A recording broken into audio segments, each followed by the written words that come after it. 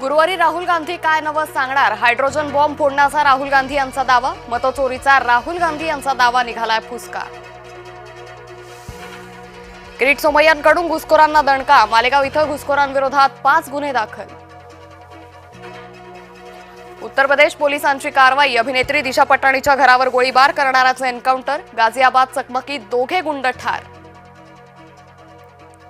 इतिहासकार गजानन भास्कर मेहेंदळे निवर्तले. शिव इतिहास अभ्यासकातील गुरुतुल्य व्यक्तिमत्व हरपलं.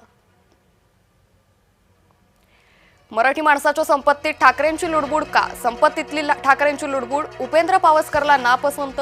मीनाताई पुतळ्यावर उपेंद्र पावसकरनं काढला राग. पोलीस सूत्रांची जय महाराष्ट्राला माहिती.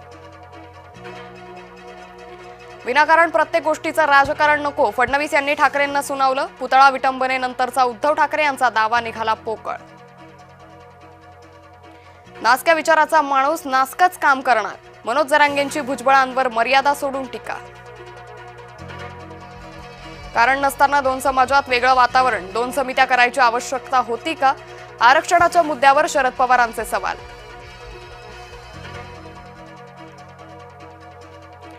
प्रभादेवी पुलाच्या पाडकामामुळे रेल्वे सेवेत व्यत्यय. महारेलची मध्य आणि पश्चिम रेल्वेकडे 82 ब्लॉकची मागणी.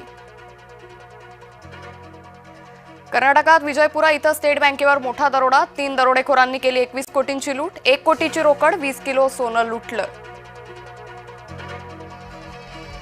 बीड अहिल्यानगर रेल्वे सेवा सुरू. मराठवाडाकरांचं स्वप्न पूर्ण. मुख्यमंत्री उपमुख्यमंत्र्यांनी दाखवला हिरवा झेंडा.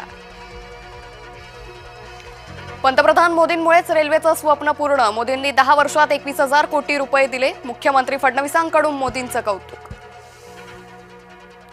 मराठवाड्यातील दुष्काळ भूतकाळ ठरणार. सरकारनं मराठवाड्यात पाणी आणलं. मुख्यमंत्री फडणवीसांचं वक्तव्य. मराठ्यांच्या विरोधात ओबीसी आक्रमक. मराठ्यांच्या शासनादेशाविरोधात हिंगोलीत ओबीसी मोर्चा.